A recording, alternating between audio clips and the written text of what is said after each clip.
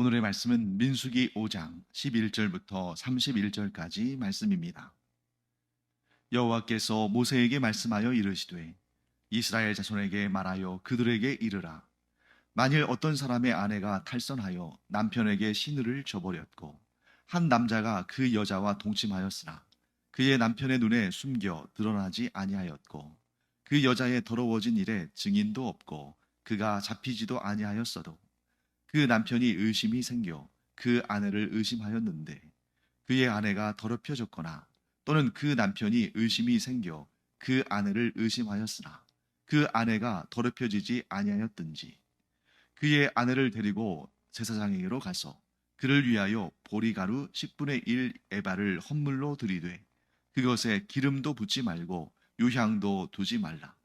이는 의심의 소재요 죄악을 기억나게 하는 기억의 소재라.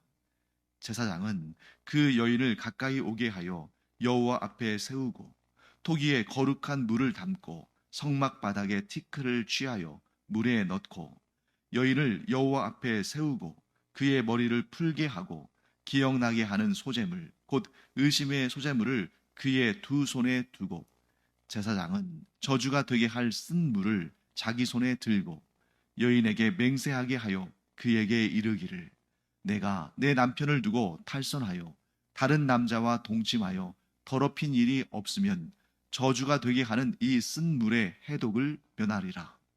그러나 내가 내 남편을 두고 탈선하여 몸을 더럽혀서 내 남편 아닌 사람과 동침하였으면 제사장이 그 여인에게 저주의 맹세를 하게 하고 그 여인에게 말할지니라.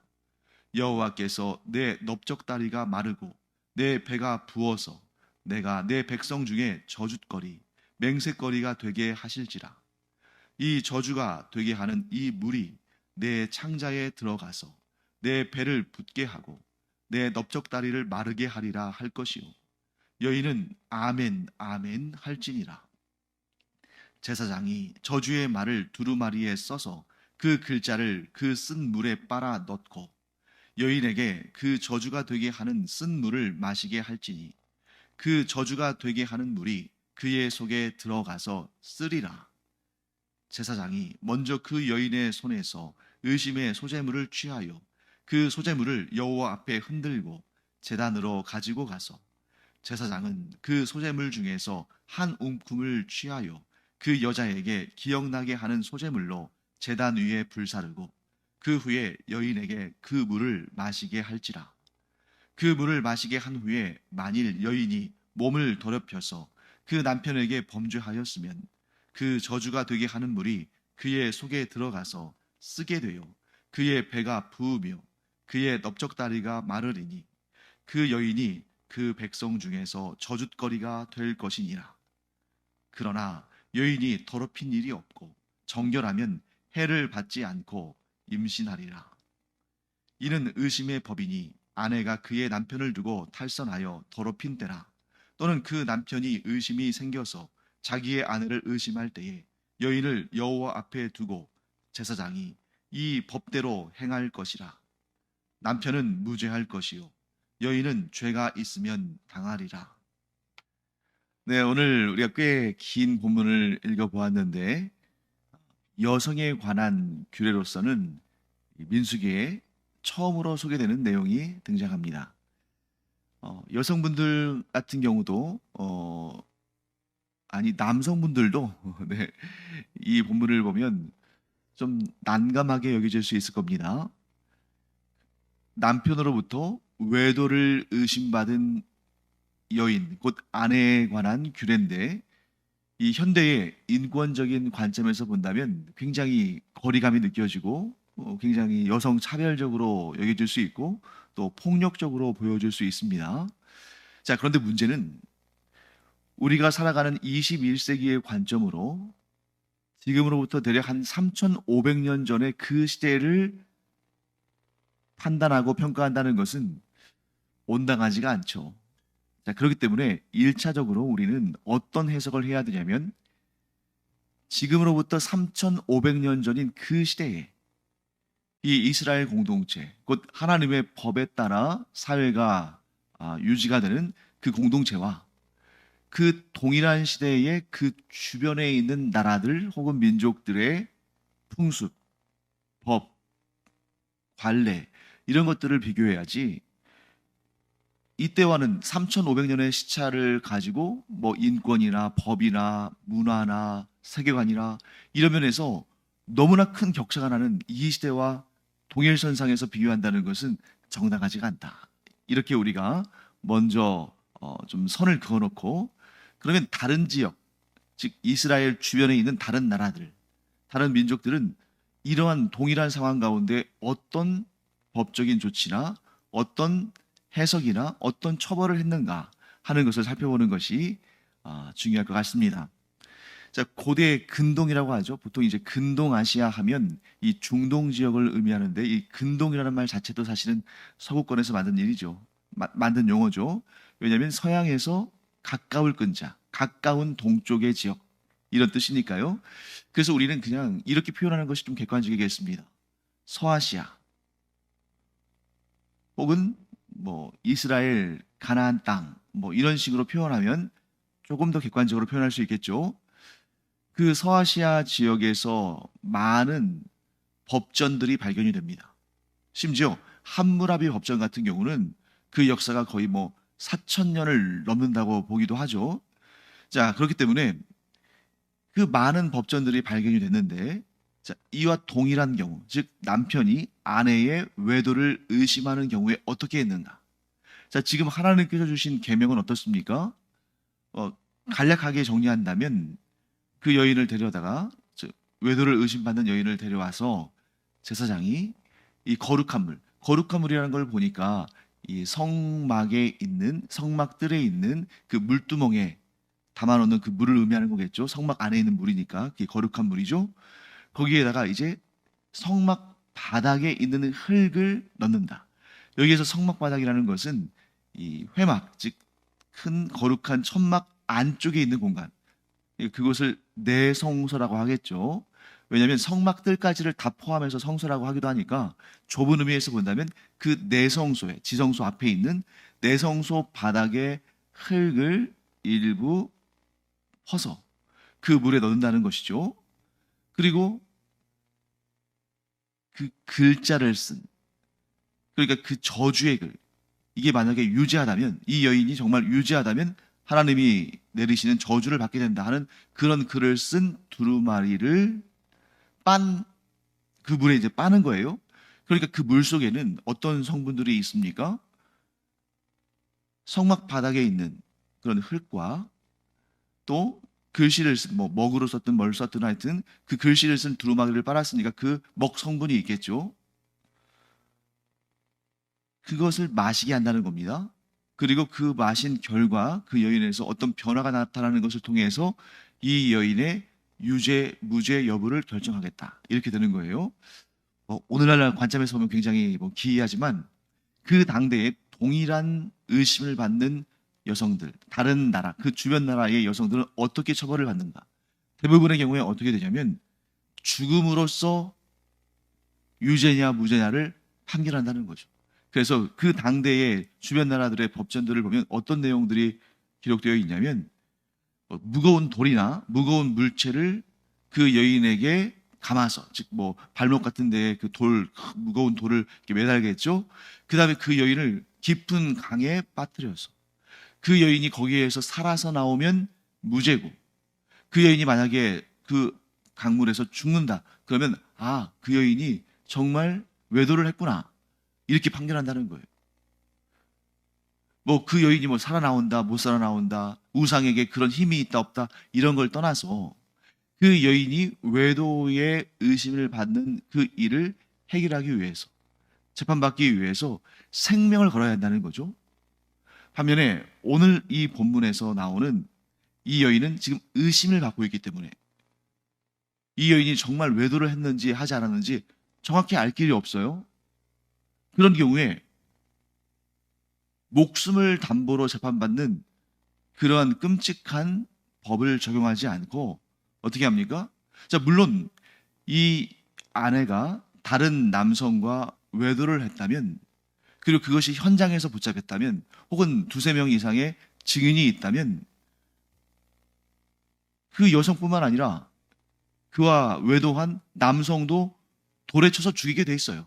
즉 증거가 명백한 경우에는 그 간음의 죄는 돌로 쳐서 죽이는 것입니다.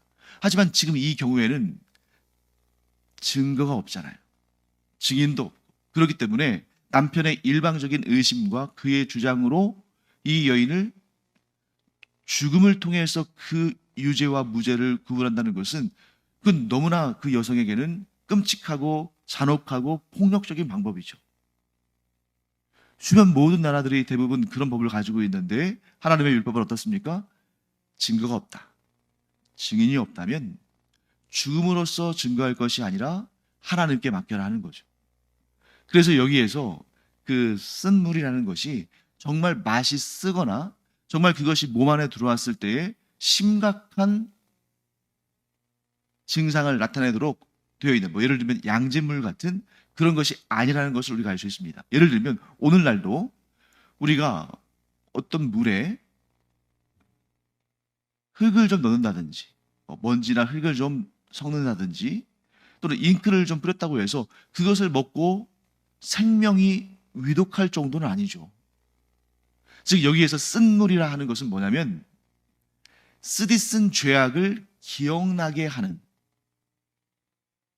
조금 더 신학적으로 표현한다면 자기의 죄를 뉘우치도록 하는, 스스로 자기의 죄를 고백하도록 하는 그런 물이지, 이 물 자체가 여기에 이제 본문에 나오는 것처럼 배가 볼록하게 나오고 넓적다리가 마르고 이 물을 마시자마자 그렇게 되는 것을 의미하는 것은 아닙니다. 그래서 여러분 여기에서 우리가 꼭 주의할 것은 뭐냐면 이 물을, 그 쓴물을 외도를 의심받는 아내에게 마시게 했을 때 그 물이 이 여인의 배가 튀어나오게 한다든지 정말 실제로 넓적다리가 마르게 한다든지 그런 것이 아니에요. 너무 신비적으로 해석하면 안 됩니다. 그러니까 이 물을 마시자마자 그 여인이 갑자기 배가 부풀어 오르고 넓적다리가 마르고 이런 것이 아니고, 이 표현이 뭐냐면 배가 부풀어 오르고 넓적다리가 마른다는 것은 어떤 의미로 쓰인 관용적인 표현이냐면 두 가지 의미예요. 하나는 이 여인이 만일 임신한 상태라면 그 여인이 유산할 것이다. 그리고 이 여인이 만일 외도를 했지만 임신하지 않은 상태라면 임신을 할 수가 없다.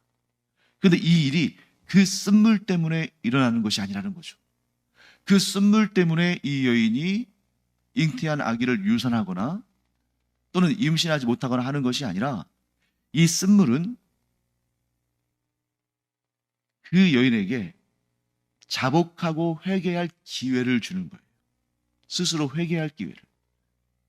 그런데 그 쓴물을 마셨음에도 불구하고 여전히 자신이 다른 남자와 외도했음에도 불구하고 그것을 자복하고 회개하지 않으면 하나님께서, 그러니까 이 쓴물이 아니라 하나님께서 그 여인의 임신에 관련된 일들에 형벌을 내리셔서 이 여인이 유산을 하거나 혹은 임신을 하지 못하게 되는 그러한 벌을 받게 된다. 이것을 설명하는 것입니다. 그래서 이런 경우가 아무 때나 있는 것이 아니에요. 자, 그 여인의 임신과 관련된 문제가 제기되는 것을 보면 어떤 경우는 남편이 그 아내에게서 외도를 충분히 의심할 만한 그러한 부분을 보았기 때문입니다. 예를 들면 임신한 징후가 나타나는 거죠. 헛구역질을 한다든지 생리가 끊겼다든지 배가 불러온다든지. 그런데 그 임신의 여부가 자신과는 관계가 없다고 생각했을 때 그때 의심할 수 있는 거죠. 그 다음에 또 다른 경우는 그런 육체의 표현이 없어요. 그러니까 그 육체로 드러나는 그런 좀 의심의 그런 그 근거들이 없는데 정황상 바람을 피는 것 같다 하는 그런 느낌을 가졌을 때, 그럴 때 이 여인을 제사장에게 데려가서 그 남편에게 있어서는 그 여인이 외도를 했다고 의심하는 그 의심의 소재, 그리고 아내의 입장에서는 자기가 기억나지 않는다고 하지만 그 악한 일, 그 범죄한 일이 기억나게 하는 기억의 소재를, 같은 소재지만 양쪽의 입장에 따라서 이름이 달라지는 거죠. 남편 쪽에서는 의심의 소재, 아내 쪽에서는 기억의 소재, 같은 거지만 그것을 제사장에게 가져가는데 그 소재에는 기름이나 향품을 얹지 않습니다. 그리고 가루도 보통 소재는 고운 밀가루를 드리는데 이때는 보리가루를 드려요. 자, 왜 그러냐면 보통 소재는 감사 예물이거든요. 하나님께서 우리에게 이렇게 은혜를 주셔서 이렇게 풍성한 소출을 거둘 수 있었습니다. 감사합니다 하고 그 첫 곡식단으로 아주 곱게 빻은 하얀 밀가루에 그 위에 기름, 올리브 기름 같은 기름을 얹고 또 그 위에 귀한 향품, 향기가 나는 아름다운 그런 예물이죠. 그것을 얹어서 하나님께 드리는데 그것은 감사의 소재인 거죠. 그런데 이 의심의 소재, 기억의 소재는 범죄를 밝히는 것이기 때문에 거기는 고운 밀가루가 아니라 보리가루를 사용하고 또 그 위에 기름을 얹지도 않고 향품을 얹지도 않는 그런 방식으로 드립니다. 이제 만일 이런 경우가 아니라 그 아내가 다른 남자와 외도한 것이 현장에서 붙잡히거나 혹은 두세 명의 증인, 그 이상의 증인들이 있어서 그것을 밝히거나, 그러니까 한 명의 증인으로는 안 돼요. 모함할 수 있으니까. 그러니까 다수의 증인들이 그걸 증언하거나, 그래서 명백한 경우에는 그 가늠한 아내뿐만 아니라 그 가늠한 남자도 돌로 쳐서 죽이는 그런 형벌을 내리는 거죠.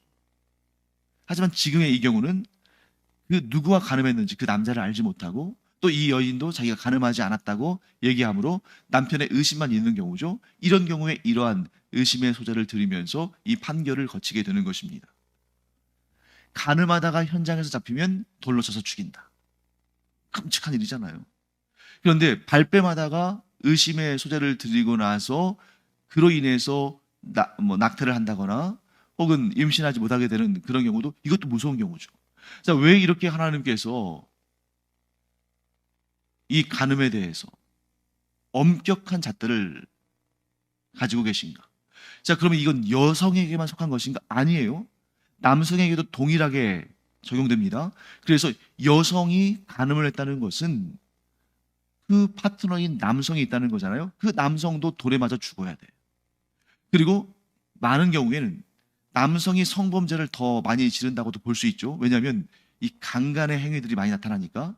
그런 경우에는 이 강간의 행위에 대해서도 그 경중에 따라서 무거운 벌을 내리고 때로는 좀 이 여인이 처녀고 이 남성이 그 여인을 책임질 마음이 있어서 자기 아내로 드린다면 또 그 여인을 아내로 드리면서 그 여성의 집에는 또 그의 응당한 대가를 치르고 이런 식으로 여성에게만 일방적으로 부담을 지우는 것이 아니라 여성에게만 이렇게 큰 형벌을 지우는 것이 아니라 남성에게도 그 당대의 기준으로 굉장히 엄격한 처벌을 했다는 것을 우리가 레위기를 통해서 알 수 있습니다.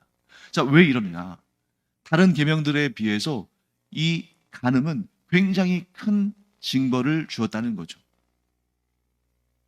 어떤 경우에는 살인죄에 준할 만큼. 왜냐하면 사형을 헌도하니까.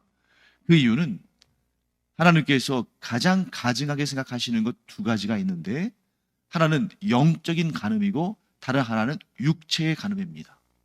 영적인 간음은 뭐겠어요? 우상숭배. 하나님을 버리고 외도하는 거죠. 하나님과 언약 관계에 있는 사람들이 하나님을 버리고 외도하는 것. 그 다음에 영적인 간음이 우상숭배라면 육체의 간음은 뭐겠어요? 이것은 육체의 외도. 하나님의 것인 육체를 함부로 사용한 그러한 죄인 거죠. 그래서 이것을 육체의 우상숭배다 이렇게 보는 것입니다. 그래서 이 영적인 간음인 우상숭배나 육체의 간음인 이러한 육체를 함부로 사용하는 그런 일들은 하나님께서 엄격하게 다루신다. 왜?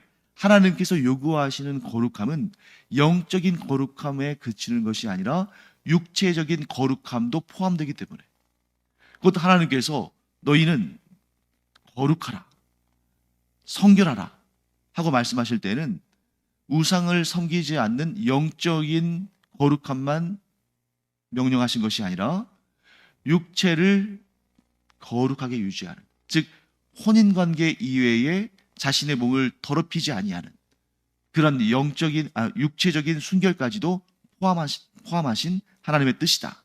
이렇게 정리할 수가 있겠습니다. 자, 그 다음에 이제 가장 중요한 내용을 우리가 살펴볼 텐데요. 이 쓴물을 마시게 하는 과정. 이 의심의 소재를 제사장에게 드린 다음에, 그래서 제사장이 그것을 하나님께 올려드린 다음에 이 여인에게 쓴물을 마시게 하는데, 이 쓴물을 마시게 하는 것은 그 여인을 괴롭게 하는 것이 아니라 그 여인으로 하여금 마지막으로 하나님께 자복하고 회개하며 자기의 죄값을 정당하게 받도록 하는 그러한 배려라고 볼 수 있습니다. 자기의 죄값을 받는 그것으로 마무리하도록 하는 거죠. 반면에 이 여인이 끝까지 부인하고 끝까지 거짓말을 하게 되면 그 결과를 하나님께서 어떠한 저주로 내리십니까? 유산하게 하시거나 혹은 임신하지 않은 상태라면 그 이후로 임신하지 못하게 하시거나, 이런 결과가 나타나면 그녀는 이 죄에 대한 형벌을 그 일만으로 받는 것이 아니라 그녀의 인생 전체를 통해서 불명예, 그 택함받은 백성들 가운데에 불명예스러운 삶을 살아가는 그런 사회적인 심판까지도 받게 되는 거죠. 그래서 하나님께서 기회를 주시는 거예요. 이 쓴물을 앞에 두고 얼마나 갈등하겠어요. 그 여인이 이 쓴물을 먹고 내 외도가, 내가 몸을 더럽힌 일이 드러나면 하나님 앞에 죄를 지은 것이 드러나고, 뿐만 아니라 하나님과 사람들 앞에 거짓말한 죄도 드러나고, 또 내가 사회적으로 불명예를 안고 평생을 살아가야 되는데 하나님 앞에 명예스럽지 못하고 사람들 앞에서도 명예스럽지 못한 이런 삶이 나에게 과연 어떤 유익인가? 목숨이 붙어 있다 할지라도 이것은 살아있는 것만 못하다, 죽은 것만 못하다, 뭐 이런 생각을 하게 되겠죠. 그래서 일말의 양심이라도 있는 여인이라면, 조금이라도 하나님을 경외하는 마음이 있는 여인이라면 그 쓴물을 마시기 전에 자신의 죄를 고백하겠죠. 그런데 정말 무죄한 여인이라면 그 쓴물을 마셔도 아무런 해가 없게 되는 것입니다. 그것이 바로 하나님의 뜻이라는 것이죠. 왜? 그 물 자체에 그런 능력이 있어서가 아니라 하나님께서 그 여인의 중심을 보시고 그 부분에서 그 여인의 죄의 여부가 드러나게 하신다. 자, 거기에서 여러분들이 조금 혼동하실 만한 부분이 있어서 제가 설명을 좀 드리겠습니다. 19절 말씀 보시면 이렇게 말씀하고 있어요. 여인에게 맹세하게 하여 그에게 이르기를, 내가 내 남편을 두고 탈선하여 다른 남자와 동침하여 더럽힌 일이 없으면 저주가 되게 하는 이 쓴물의 해독을 면하리라. 자, 무슨 얘기냐면 남편을 의심했지만 이 여인은 외도한 적이 없어요. 그러면 이 쓴물을 마신다 할지라도 해독을 면하리라. 이렇게 제사장이 말합니다. 여기에서 여러분들이 좀 오해하시면 안 돼요. 해독을 면한다. 면한다는 것은 피한다는 얘기잖아요. 근데 해독은 우리가 보통 해독하면 독을 풀어버리다, 독성을 중화시키다, 이런 뜻이에요. 그런데 그런 해독을 면한다 그러면 해독이 이루어지지 않는다는 거잖아요. 그러니까 독성이 무력화되지 않고 여전히 그 독성을 지니고 있다, 이런 의미잖아요. 그런데 여기서는 그런 해독이 아닙니다. 우리가 보통 생각하는 해독은 독을 풀어버리다, 독을 중화시키다, 독에 해가 없도록 하다, 이런 얘기인데 여기에서는 해독하면 독으로 인해서 해를 끼치다, 그 독으로 인한 피해가 발생한다, 이런 의미죠. 그래서 여기서 해독은 나쁜 의미예요.